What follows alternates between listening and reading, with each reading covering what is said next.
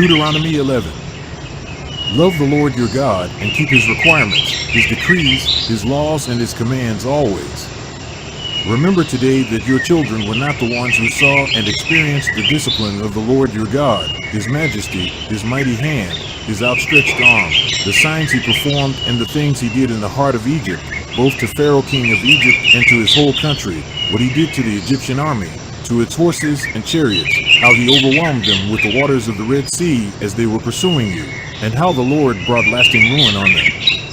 It was not your children who saw what he did for you in the wilderness until you arrived at this place, and what he did to Dathan and Abiram, sons of Eliab the Reubonite, when the earth opened its mouth right in the middle of all Israel and swallowed them up with their households, their tents, and every living thing that belonged to them.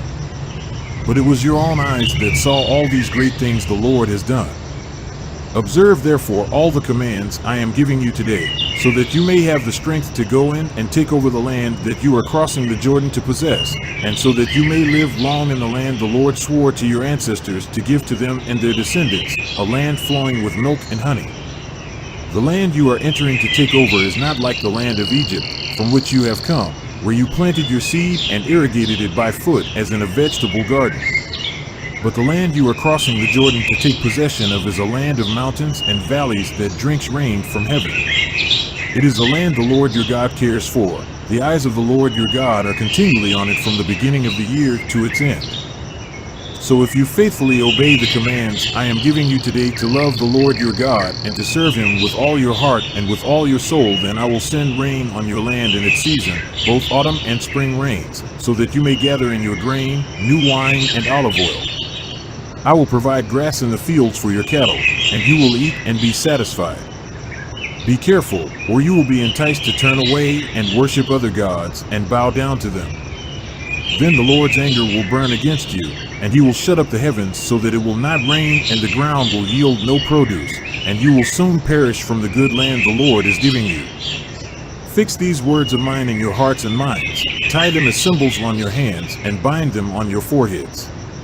Teach them to your children, talking about them when you sit at home and when you walk along the road, when you lie down and when you get up. Write them on the doorframes of your houses and on your gates, so that your days and the days of your children may be many in the land the Lord swore to give your ancestors, as many as the days that the heavens are above the earth.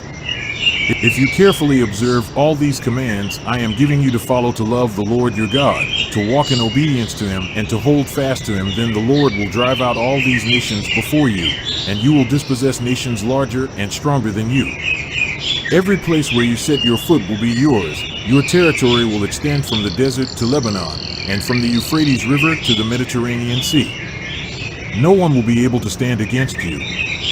The Lord your God, as he promised you, will put the terror and fear of you on the whole land, wherever you go. See, I am setting before you today a blessing and a curse. The blessing if you obey the commands of the Lord your God that I am giving you today. The curse if you disobey the commands of the Lord your God and turn from the way that I command you today by following other gods, which you have not known. When the Lord your God has brought you into the land you are entering to possess, you are to proclaim on Mount Gerizim the blessings, and on Mount Ebal the curses.